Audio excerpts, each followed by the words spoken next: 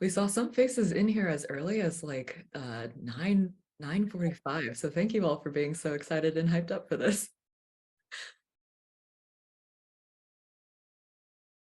Okay, amazing. I'm seeing some familiar faces, some new faces, and all of y'all are very on time. We do have like a very kind of, we're running a very tight ship today. And of course, we are meeting Kim Scott, which is insane. So I'm actually going to get us started with our quick little red, yellow, green check-in. If you could just pop into the chat, share how you're feeling, green, yellow, red, green being great, yellow, okay, red, terrible. You can also share a reaction if that's easier for you. But yeah, let's start seeing how folks are feeling. And exciting stuff.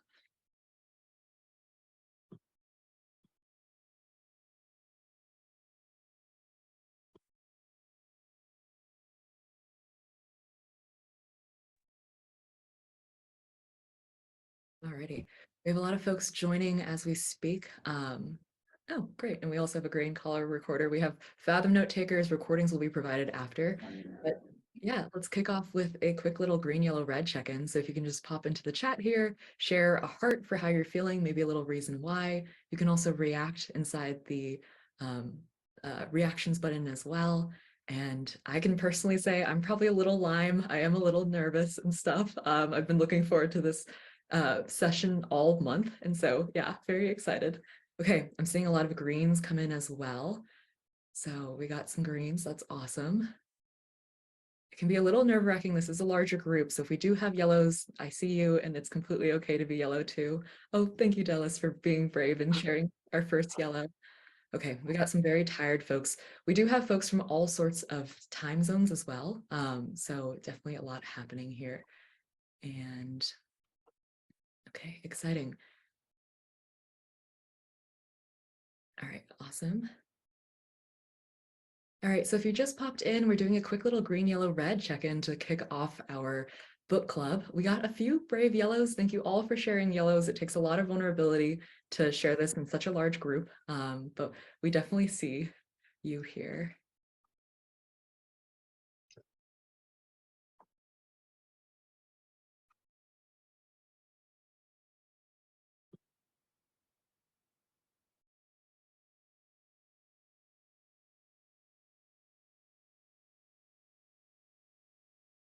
Well, okay, we're pretty much ready to get started. So I'm seeing, let me just read through. We got some folks having a long week, some folks tired. Some folks are calling in and it's literally close to midnight for them. So thank you all if you're in that kind of time zone for still showing up to this. We really appreciate it. We have a lot of greens in the chat and yeah, definitely gonna just hold on for a little bit more before we kind of get started. And we have a lot of really fun programming scheduled for you today. So exciting stuff. Raise your hands if you were able to attend session 1. I'd love to see a few hands raised and stuff. Okay, awesome. So we got a few familiar faces. And then if you weren't able to attend, it's completely fine. We have those kind of session recordings available. This session will actually match that session quite closely. So you'll be able to participate in the overall part 2 review, as well as the kind of wider of course, Q&A with Kim Scott, and we'll be doing a similar kind of like breakout room style manager feedback session. So we heard a lot of positive feedback about that. You'll be able to meet another manager in this room and basically be able to chat. So, so let me just see and just double check. Amazing. Okay. I'm just going to admit a few other folks. And if you're unmuted right now, we'd like to ask you to mute yourselves and stuff. We'll have to be a little bit more stricter with kind of Zoom facilitation rules here, given that this is a larger group. And if you just joined us, feel free to drop in a quick little green, yellow, red heart, and we will be getting started in just the shake of a leg. So, okay, it's 10:05, so let's get kicked off. Actually, before I get into that, welcome to Manager Book Club. This is session 2, and Kim Scott will be joining us in the last 15 minutes. It's an hour-long session. We'll be going over the entire part 2 review. We'll be chatting. It's a very interactive session, so if you weren't able to attend session 1, be prepared to share stuff inside the chat and also inside the overall. You might unmute and also chat as well. We'll ask you to raise your hands, of course. It's very exciting. We have a lot of really fun stuff planned for you. Before I dive in too deep, I'd love to introduce our hosts, myself first. My name is Yen. I'm co-founder of Kona. We're the manager success platform and employee happiness platform built right into Slack. I started this startup with two friends at UCLA back in 2019 before the pandemic and all this kind of craziness. And now we're supporting over 1,000 remote teams at scale. And it's just a really exciting kind of thing. We're super passionate about remote work and management. So hence, that's why we started this book club. And we're really excited to just meet other managers. I'm going to pass to Monica to introduce herself. Hello, everyone. My name is Monica Holmes. I am the first marketer here at Kona.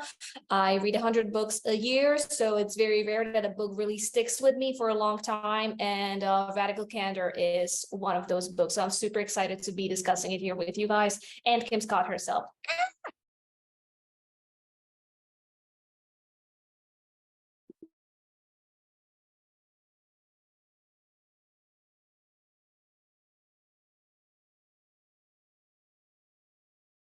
Jen, I think you're muted. Oh my God, have I been muted the whole time? Hope not. I'd love to kind of give a message from our sponsor, Kona, and just kind of introduce what the app does and why we built it. So if you just join me for a sec, I'm going to switch screens really quick.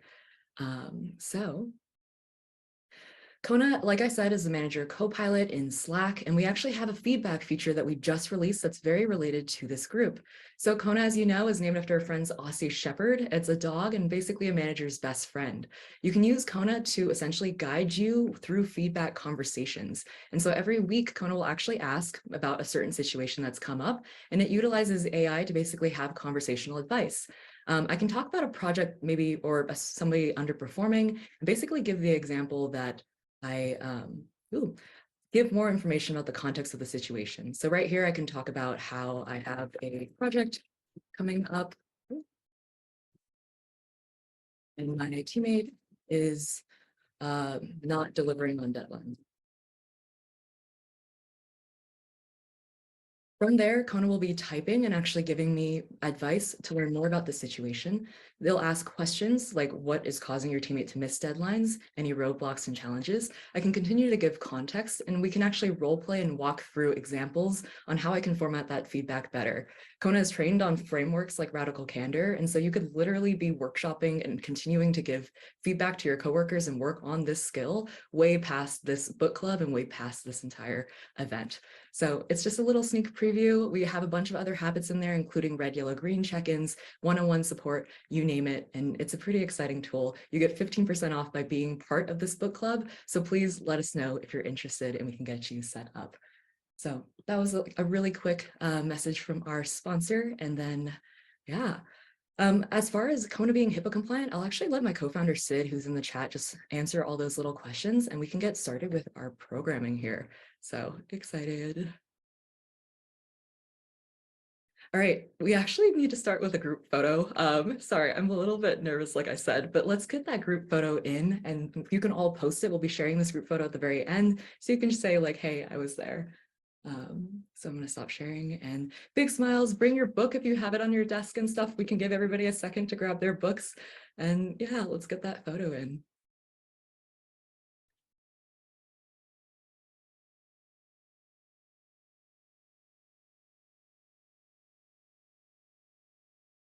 Okay, how did we do, Monica? I got it. Yay, okay, amazing. So you guys have all been waiting very patiently. Let's get started with today's programming. First off, I'd love to kick off with some discussion rules. We have a lot of folks in the chat right now, and I want to make sure that we give space for everybody to talk and also respect all the amazing diverse perspectives that we have available here today. So first rule, assume positive intent. We are operating in Zoom across multiple time zones, countries, you name it. And so I just ask that everybody assumes positive intent and assume that ideas brought up in the today's discussion are basically made without any kind of malicious intent behind it. The second thing is please acknowledge, validate, and honor diverse perspectives. We have all sorts of folks from all sorts of walks of life here, and all of you are fantastic managers that can provide a lot to the conversation. So creating space for folks, not necessarily hogging up airways if you've already talked and stuff, allowing room for other folks to talk. These are just some ways that you can facilitate and help with this. And the last thing, we have a larger group. So before with our session ones, it was much smaller. You could kind of unmute and just speak. Now we'll have to ask you to raise your hand if possible. And we'll be, of course, having a lot of interaction interactive elements. So please raise your hand and I'll try to catch the first person that raised their hand, and keep an eye out for chat in case all of you caught way faster than I could. So amazing. Today's agenda is really action-packed. You just saw the introduction. Next is part 2 review. We'll spend about 15 minutes talking about the book, going through the last few chapters and the kind of key ideas there. And I'll be asking audience members to share in the chat and also live your ideas from that. Then we have our classic feedback workshop. Again, 2 breakout rooms. You'll be meeting with the same person over and over again, practicing difficult scenarios and feedback situations, and actively practicing giving feedback. And what we've all come for, that live Q&A with Kim, will happen at the very end. We'll have 15 minutes. We have 4 speakers actually already pre-selected, and you'll know if you got my email yesterday that you were selected, and we have them asking some really awesome questions to Kim. We're super excited, so why don't we get kicked off? So we're starting with our part 2 review. And in this part 2, Kim describes this section of the book as some of the tools and techniques that you can put part 1 into action. She really wanted to design a very actionable kind of playbook that you could take into your day-to-day life as a manager. So let's starting with chapter 5. This quote appears: "Only when I was centered and my relationships were strong could I fulfill my responsibilities as a manager to guide my team to achieve the best results." So this is all about understanding where you are at, how you need to kind of maintain yourself, then your relationships, the external responsibilities, and then the culture as a whole. And I think this circle does a really fantastic job of showing how these inner circles and interdependent circles are very related and have a lot to do with how you manage. As Brene Brown says, how you are is how you lead. So hearing from folks, maybe raise your hand. I can hear from a handful of folks. Drop in the chat or raise your hand. Describe an experience when you weren't able to bring your best self to work. What happened? So, do we have any brave souls in the chat right now?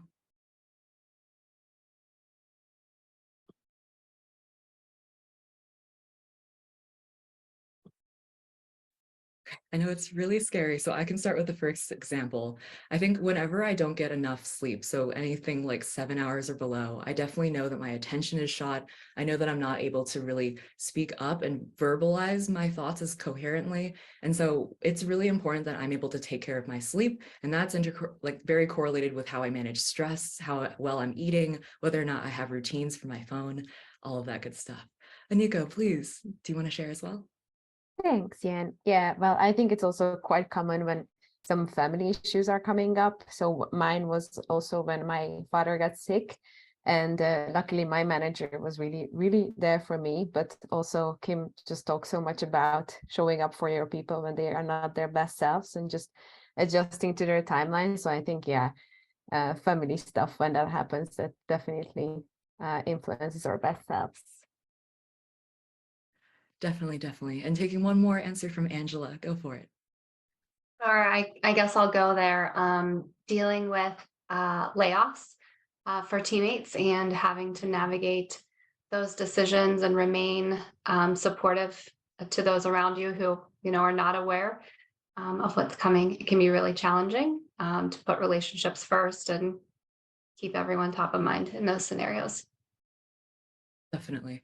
And I think it's really important to acknowledge that culture simultaneously affects us. Like when stuff happens with culture or our companies, we directly feel it in ourselves. And then we have to be even more rigorous about how we take care of ourselves. So that's chapter 5.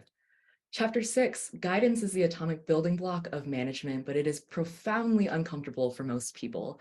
And so in this, we get a bunch of different skills. I highly recommend reading chapter 6 twice just because of how many goodies are in there.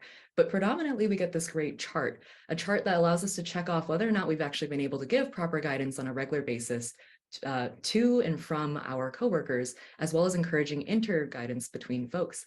And so a question for you, do you have a go-to question for soliciting feedback? And if so, what is it? If we can just fill the chat with a bunch of different questions, I'm sure we can create a whole library. And if you want to raise your hand, feel free.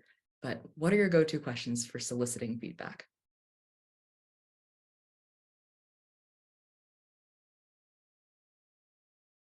Yeah, Christine, please. I typically ask my team, like, how can I be supporting you better or differently than I am right now?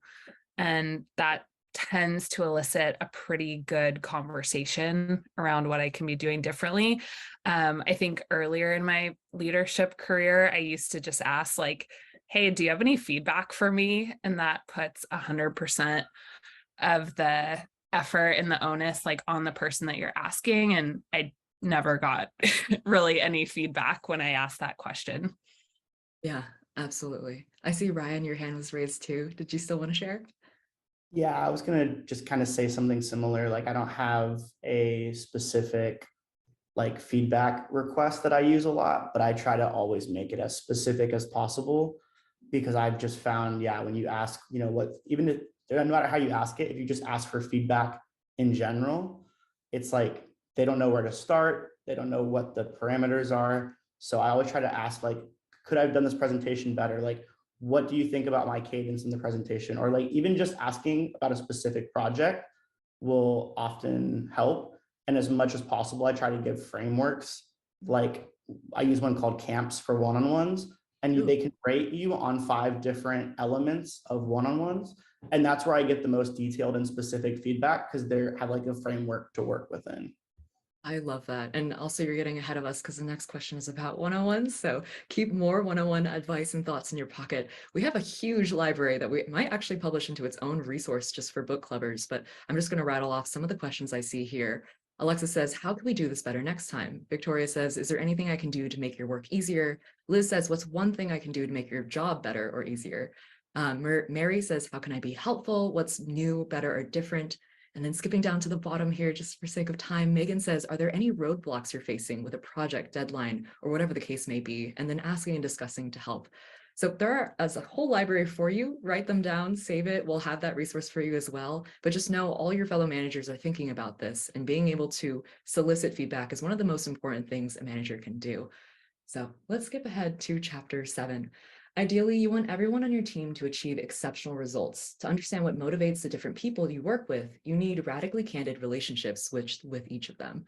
So we get that relationship chapter that we previously got, and we turn it into an actionable method, namely talking about the different types of levels for the growth trajectory chart and understanding what we need to do with our rock stars, superstars, people in the middle, and lower performers.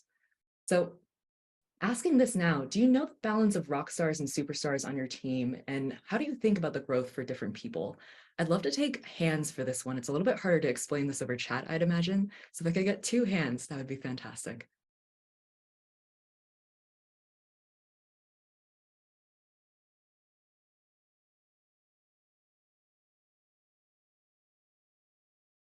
And I know this is a tougher question, so it's okay to noodle on it. Okay, Katie, leading the charge, go for it.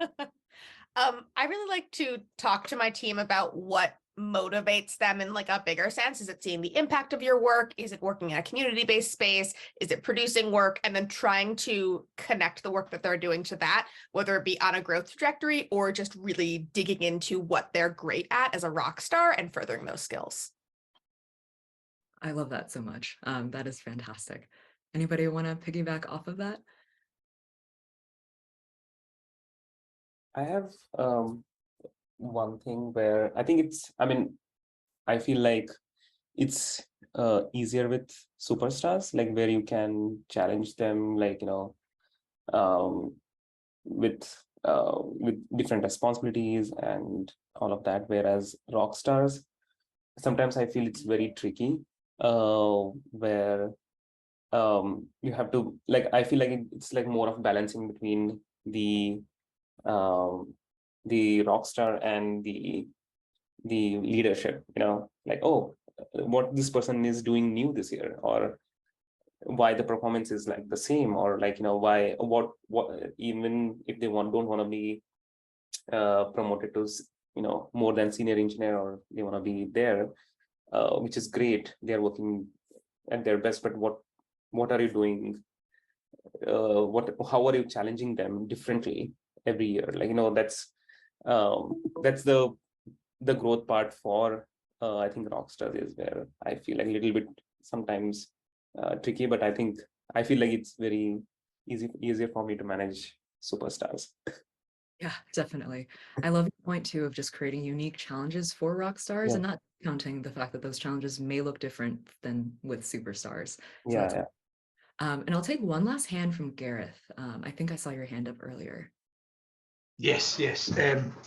So I think with rock stars, I think it is more difficult sometimes, but really showing the value that they bring to the business and also showing the value that they bring to the superstars is really important, because it creates value in both relationships. And that's something that I really try and work on, because I've got a reasonable balance of rock stars and superstars on my team. And at the start, the superstars were frustrated because they didn't necessarily see the value and the stability that the rock stars bring to the team. And now that I've kind of got much better at that the superstars see that it actually gives the rock stars comfort that they are contributing and actually doing a valuable role and are comfortable with it and just want to be really competent at it. And that actually allows you to have superstars because they can pass through the team quicker.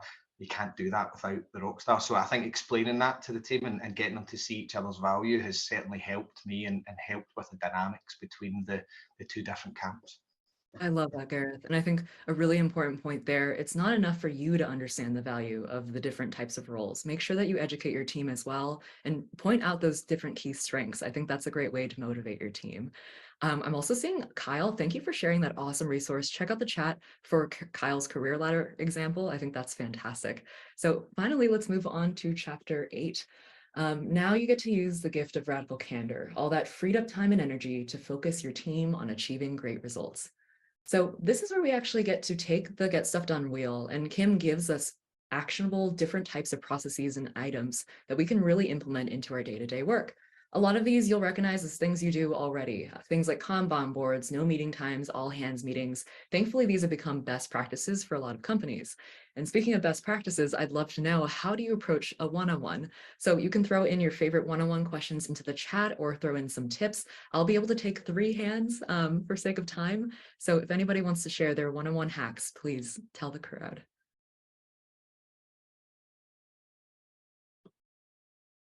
Yeah, okay, right at the gate. Let's go Alexis first. Hi. So yeah, for me, a lot of one-on-one conversations surround growth. A lot of employees are asking for growth-based conversations.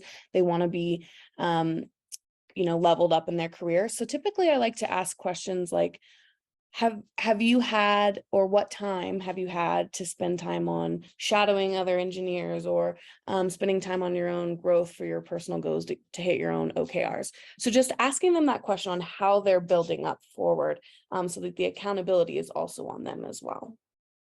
I love that. And kind of shared accountability is fantastic for that kind of tip. Thank you for sharing. Next to Victoria. We do keep a shared file where at the beginning I collected some helpful questions that if if no topic comes up, then they can choose one or I can choose one.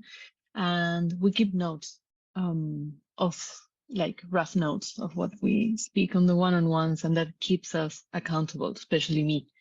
And yeah, and sometimes they already come with a couple of questions they chose and even, notes there. So it kind of streamlines the one-on-one and we go straight to the point. So yeah, has been very good. Fantastic. And then last, we'll take Kyle. Sorry, we only have time for 3, but thank you for raising your hand. No worries. So I lead with how are you? I think just getting a temperature gauge on how they're doing as a human is the most important thing for me.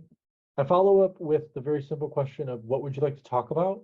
And this is an opportunity for me. I get to coach through this as they talk through the things that they're working on or the problems that they're experiencing. And it tends to make the relationship a bit stronger. So I have that rapport with them and it makes being candid a little bit easier. And then if there's anything that I need to talk with them about, or if I saw them do something that I wanted to congratulate them on, or give them my attaboy, or say, hey, here's an opportunity where we can work on that thing we've been talking about. That's when I fit it in right there. Fantastic. Super, super exciting. And thank you all for sharing. We probably have a lot more ideas that can go, so please keep throwing it into the chat and we'll keep on trying to collect all of that into a great shared knowledge resource. You all have such rich kind of ideas for each other, so it's amazing. Next, we have a radical candor workshop. This we got great feedback on because you got to really get to know somebody else in the audience. So prepare to spend the next 20 minutes really getting to know the person that you're about to be paired with, and we'll be going through different scenarios around radical candor and giving feedback. So these scenarios are going to be a little bit more challenging than last time. We kind of gave you a little bit of softballs last time. This time around, we're going to be talking about underperformance and allowing you to bring your own kind of custom scenario into the chat. So again, as a review, Radical Candor, if you weren't able to attend our first session, goes through the different types of quadrants of this. We have ruinous empathy, being too nice, but not necessarily kind and compassionate and giving honest advice. Manipulative insincerity, actually not having enough care, putting ego in the way and not allowing you to actually go through and give honest advice. Obnoxious aggression, where you are being quite aggressive with your feedback. And finally, radical candor. We can hit that radical candor quadrant by giving specific examples, by not compliment sandwiching and getting straight to the point, and by making sure that our feedback is very much cared and catered to the individual. So let's practice with our very first scenario. A manager notices that their teammate is starting to act passive aggressively during team debates. Maybe their idea wasn't taken or decided upon, and now they're kind of acting passive aggressively to other ideas that are being brought up. Person A will be the manager, person B will be the receiver, and then we'll do a switcheroo. So if you need to screenshot this, feel free, or just write a quick little note on your notepad. In a quick second, we'll drop you into a breakout room, and you'll be able to meet somebody and be able to chat through this scenario in practice and get to know them. You'll see them again for the next scenario as well. Hello. How did that go? Was that okay? Okay, fantastic. We had one person, I think, experience a glitch with their room, but hopefully the rest of them were fine. Okay, cool.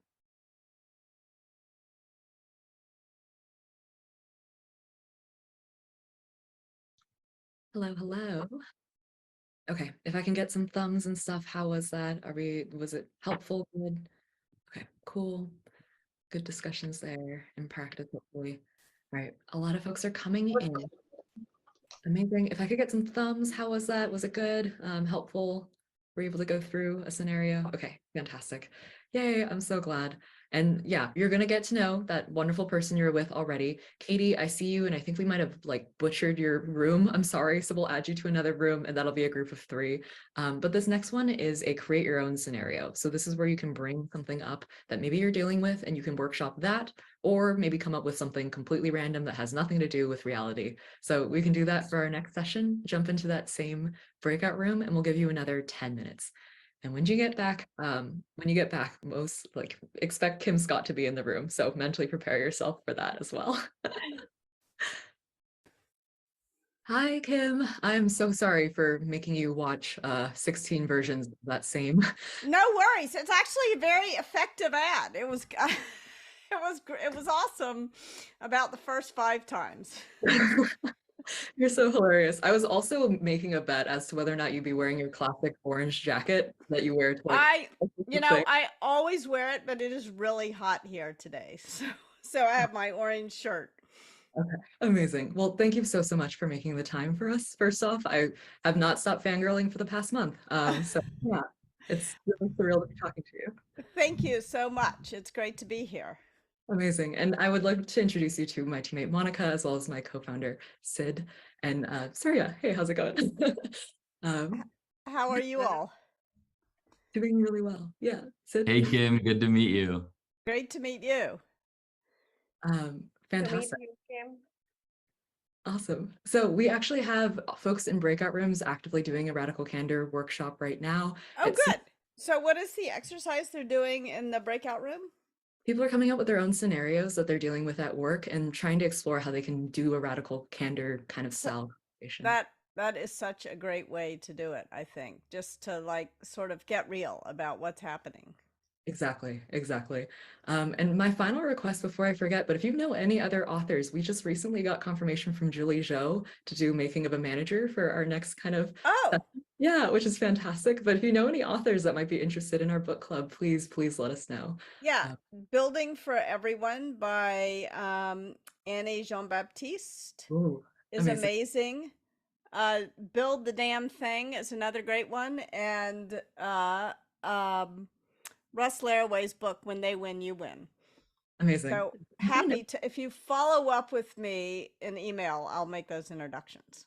You're so fantastic. Thank you so much. I've heard of When They Win, You Win. That one is like very much on my list. I'm really excited about that one. Thank you. Yeah, it's great. It's a great book. And Build for Everyone is amazing too. I think you'd really like it. And just Build the Damn Thing is fun. Fantastic. Yeah, I'm a little bit starstruck, I'll be honest and stuff, but how's your day going? It's great. It's great. I was just in Carrizo Plain yesterday, which is sort of this big open field, huge, like the North American Serengeti, although it's not nearly as big as the Serengeti. But anyway, there's a lot of wildflowers there and some elk. It was very San Luis inspiring. Obispo? Near San Luis Obispo, yeah. Oh, It's wow. sort of right between San Luis Obispo and Kern counties. Fantastic. Is that like, is there a super bloom happening? Because I'm in Los Angeles. Yes. We have the Yeah, yeah, you could drive there this weekend and it would still be beautiful. I may go back this weekend, in fact. that's amazing. Sweet. So literally in 3 minutes, we'll be kicking off with that session. And I think if we happen to have like extra time, we might take in like an additional 1 or 2 audience member sessions. I'm not quite sure how fast 15 minutes will go, honestly. So It'll go fast, is my prediction. yeah, definitely. Um, yeah, I've been thinking for the past month of like what to say. But anyway, thank you for this amazing, fantastic book and literally changing all the people's lives in this room and stuff. It's just incredible. Thank you so much. It's no fun to write if nobody reads. So I'm very deeply appreciative. And I don't know if you all know, but I have a new book out called Just Work. So would love to get your thoughts on that one as well. Yeah, we could totally, I mean, we'd love to have you come again, honestly, if we want to Yeah, read. absolutely. If you all want to read Just Work, I will definitely come again. And we should give it a whole, I'll give you a whole hour on that one because Just Work has not done as well as Radical Candor. And I would love to get your all's thoughts on how to make it do better. Because I think it's a more important book. It's a better book. But it didn't do as well. So I would love to get your thoughts on why. It's also a very wide shadow that Radical Candor has led. Yeah. Yes. A little bit hard to strike gold twice, I would imagine, but I'm sure it's a stellar book. Yes. Yeah, amazing. Okay, we have 1 minute until everybody's about to start filing in. We'll start closing out the breakout rooms and folks, and we'll dive into that first kind of Q&A. I actually, would you like to introduce yourself maybe first and just kind of give like a quick like, hi, I'm Kim kind of moment, and then we can dive in? Okay, great. Absolutely. And Sid just bought it. Thank you, Sid. Amazing. I will buy it as soon as I have my. Well, I have one question for you. Why are you all called Kona? Oh, it's named after a friend's Aussie Shepherd in real life, and we wanted to be kind of a worker's best friend. So we saw dogs coming around. Sid has a when we started the company, it was pre-COVID. We were interviewing a bunch of remote managers, and we always saw a ton of pets running around in the background. And our friend's dog was named Kona, and we are like, it's fine. We'll figure out a better name later, and we'll just name it Kona. And then it stuck, and everyone loved it, and the brand became like a whole thing. So I love it. So my favorite place in Hawaii is Kona. I wondered if that was why. I think you all need to hit a milestone. And when you hit it, let's all go to Kona. Let's all go to Hawaii together. That's the plan. That's the plan. Okay, IPO party. I'm there. I'm in Kona with you. We have an open invite and stuff. It'll be like 14 people on a team and Kim Scott. We can make it happen. That would be amazing. Fantastic. And by the way, Jasmine, Surya, thank you for like being here as well and stuff. Definitely don't wanna. Okay. Hello, folks, and welcome back. Quick show of thumbs. How was that breakout room? Did we do good? We're able to talk about some custom scenarios and stuff that's going on.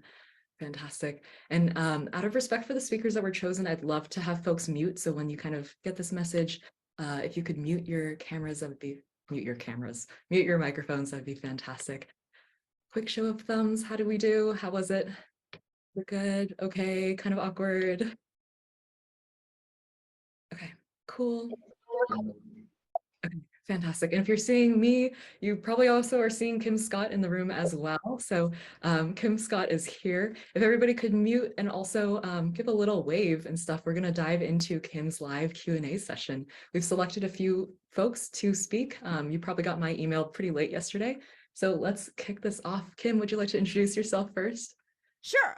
My name is Kim Scott, and I wrote Radical Candor and Just Work. Before that, I did some work at Apple and Google. Started my career doing 3 failed startups. Luckily, Apple and Google worked out better than those. And then all of that, I learned a lot about management. Fantastic. And your book has changed all of our lives, so thank you for writing it. Thank you for reading it. Amazing. So let's have Sir Shweta go first. Sir Shweta, if you want to unmute and go ahead and read your question, please. Oh, lovely. Thank you so much, Ian, for selecting my question. And Kim, I'm just having my own fangirl moment. I hope I'm able to read through the question and tell you more about it in case you want to know more. So the scenario is from a new organization that I had just joined. So a peer cautioned me against my new manager, let's call her Meena, and her insecurities as well. And I was warned well in advance so that it would impact my work and impact me and my position in the organization as well if I do not massage her ego.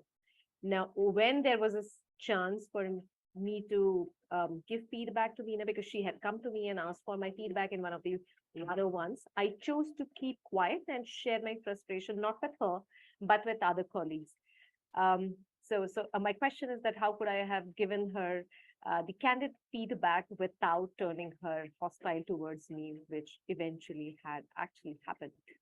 Yeah. So I want to first of all acknowledge that this happens, and this can be really alarming when you have a manager who has a reputation for punishing people who give them feedback. And the last thing I want to do is get people into trouble. One time I gave a radical candor talk and somebody said, tried radical candor on my boss, got fired. And I was like, oh no, I know a lot of people, can I help you? And by the time I had landed and gotten off my flight, the person already had a new job. So that story ended well. But so here are some things that you can do to sort of make radical candor a little bit safer for yourself when you have a boss who is known to not be open to feedback. The first is following the order of operations. You want to solicit feedback before you give it. And even though you're the employee and not the boss, you want to lead by example. And when you solicit feedback, you want to respond very well to it. You want to show this person. And this doesn't have to happen. This is not like a Six Sigma process. You can do this over the course of a couple of weeks. But sort of ask your boss what you could do or stop doing that would make it easier to work with you. And that can kind of help you get into the other person's mindset too. Maybe there's something going on for this boss. Make sure you understand also what your boss's goals are, OKRs are, KPIs, whatever you call them in your organization. So that you understand, what they're trying to achieve. So that's number one, is be in listening mode. And then the second part of the order of operations is to give praise. You don't want to kiss up to that boss, but you do want to make sure that you're giving voice to the things that you appreciate. There's something you like about this person. The danger in not giving feedback is that what happens, at least for me, and I'd be curious to see if this happens for you, to know if this happens for you as well. But, I don't say the thing. It kind of builds up. And pretty soon that's all I notice about that person, that thing that is bothering me. Whereas there are probably a lot of other good things about the person, and somehow they've retreated to the back of my mind. So make sure that in order to make sure you're in a good mindset to give critical feedback, you want to make sure you're taking a moment to remember the things you appreciate about the person and actually give voice to them. Like gratitude is a really productive thing in the workplace. And there's a huge difference between gratitude and kissing up. So you want to make sure you're being specific and sincere about the things you like. You're not just trying to flatter the person. And then when it comes time to giving criticism, because I'm sure you have some, we all do have some for our managers. You want to make sure that you start, not at the outer edge of challenge directly. And that, by the way, is the danger of not saying the thing. Because usually if you don't say the thing, you don't say the thing. By the time you finally say it, you're so fed up, you're all the way at the outer edge of of challenge directly. So say, in a kind of a neutral way, there's something that I want to talk to you about that I think could be better. Is now a good time? Something like that. Some kind of neutral thing. Like ask them if this is a good moment. And usually the person will say yes, they want to know, even if they don't really want to know. So you want to tread carefully. Say the thing gently and then notice how they respond. And you don't want to start with something, you want to make sure when you say the thing, you're humble. You could be wrong about the thing. You're stating your intention to be helpful. You're offering it right away. Don't let it build up. You're saying the thing either in person or synchronously. If you're remote, that means usually best on the phone, actually. Don't do a video call, because a video call is kind of the metaphorical equivalent of sitting across the table from someone. And that can be problematic because it seems that like you're in conflict when you're looking someone in the eye across the table.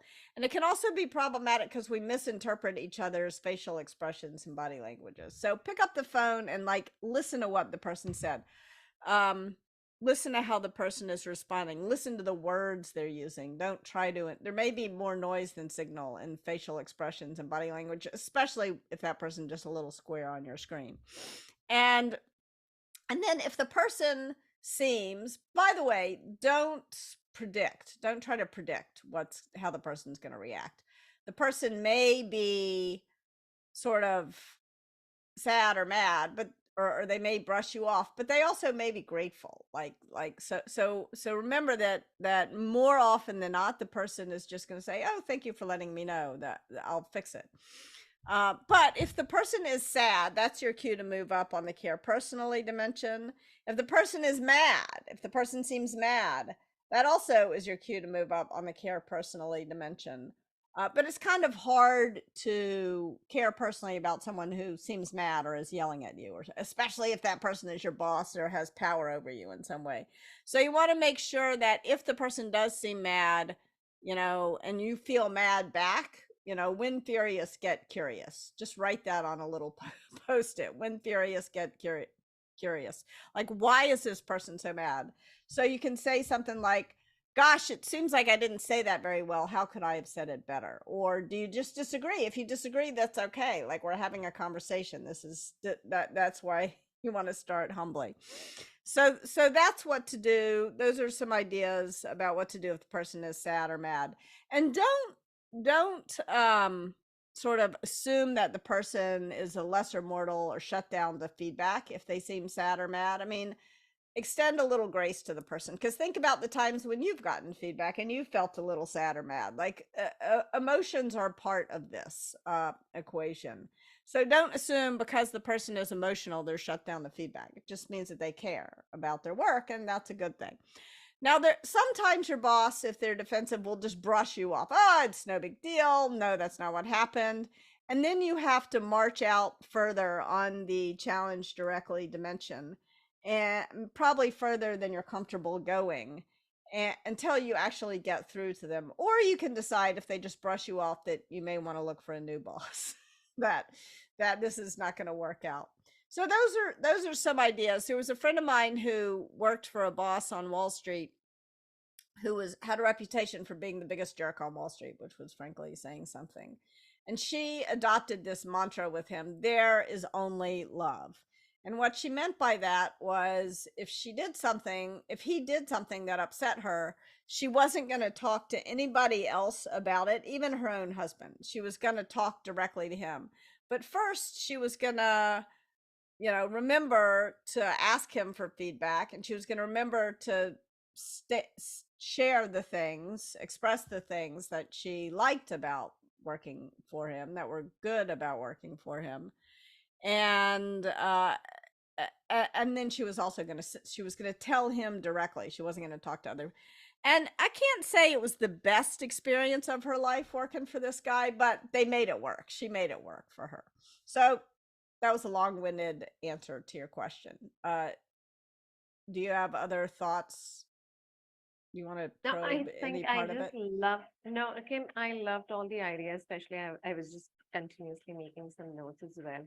And I love that what you said about that, there is difference between gratitude and kissing up. And Yes. it has to start with gratitude as well.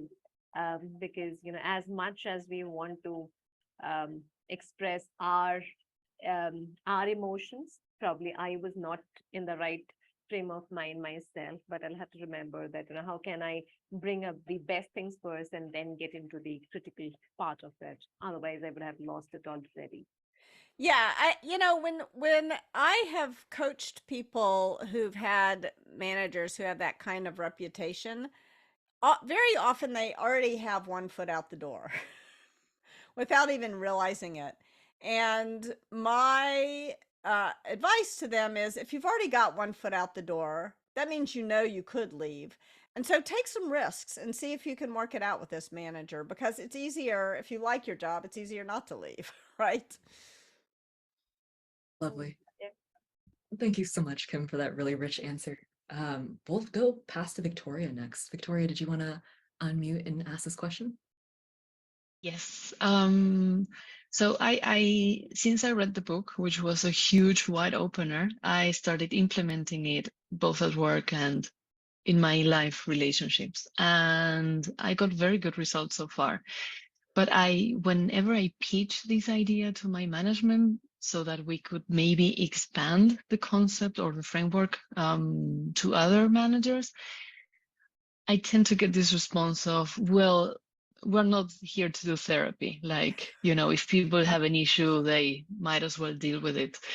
And I don't know, you cannot really tell me what to do, but would it make sense to try to persuade them? And how could I, maybe improve my pitch in doing Yes. so? I know I could bring metrics but maybe you have better ideas. Yeah, it's really interesting. When I sat down to write the book, there was a venture capitalist who said, why should I care about this? I had given a couple of talks, and I realized I was making a very conscious decision when writing the book. And the conscious decision I was making was that I was going to share my own I was trying to make sense of my personal experiences. Like my path to the truth, this is hard to admit, in Silicon Valley, was not data. It was narrative. it was trying to explain what had worked for me. But the good news is that there's an academic who has done the research, and she has the data. Amy Edmondson wrote The Fearless Organization, and she's the one who has done the research on psychological safety and proven that it improves results on the team. And so Amy and I recently wrote an article together, which I can email to you afterwards. Or you can, if you search Amy Edmondson, Kim Scott, I think it was, I should know this. It was either in Wired or Basket. I can't remember where it was. But check it out. I think that the other thing that I have found with management teams and Radical Candor is the fear is that it's like some kind of Six Sigma, they're going to have to change everything. And so I think the more you can talk about it, oh yeah, Fast Company, thank you, Sid. The more you can think about it in terms of sort of, we're going to do this one thing. Let's work on soliciting feedback, right? At the end of our one-on-ones of each other. And so you're not adding any new meetings to calendar. You're just saying at the end of every one-on-one, we're going to solicit feedback from each other. And that's where we're going to start.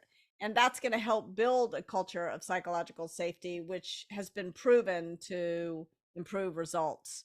Try that rather than saying we're going to roll out Radical Candor, which sounds daunting, I think, to people. We're gonna be more disciplined about adding 5 minutes for soliciting feedback at of each other at the end of every one-on-one.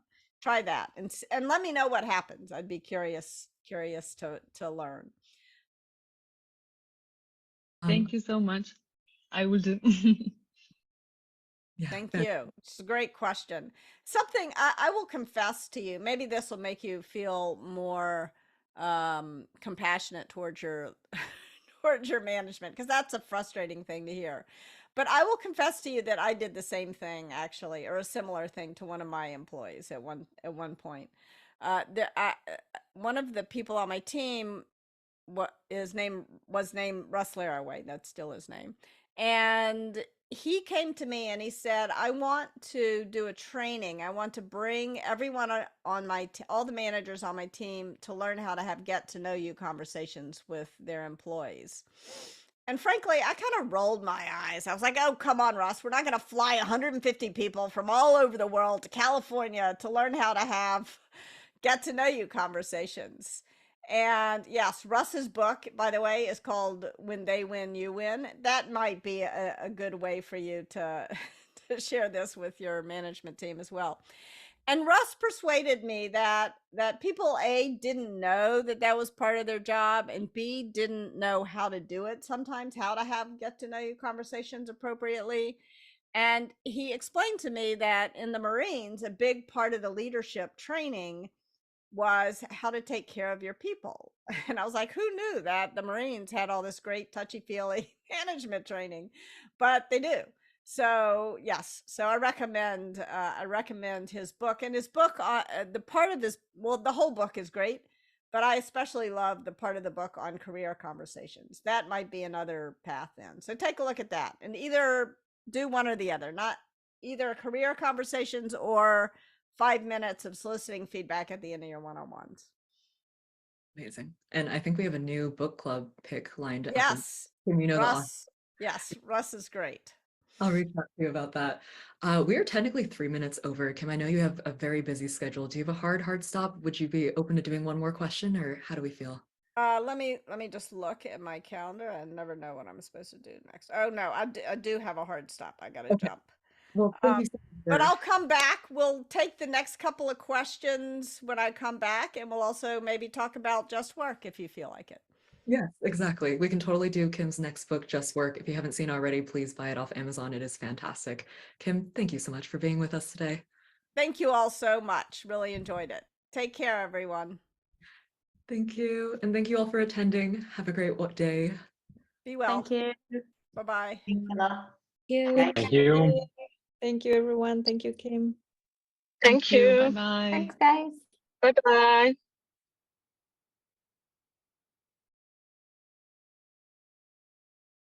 Okay, cool. All right, I will end the recording. Thanks, Saria. Bye.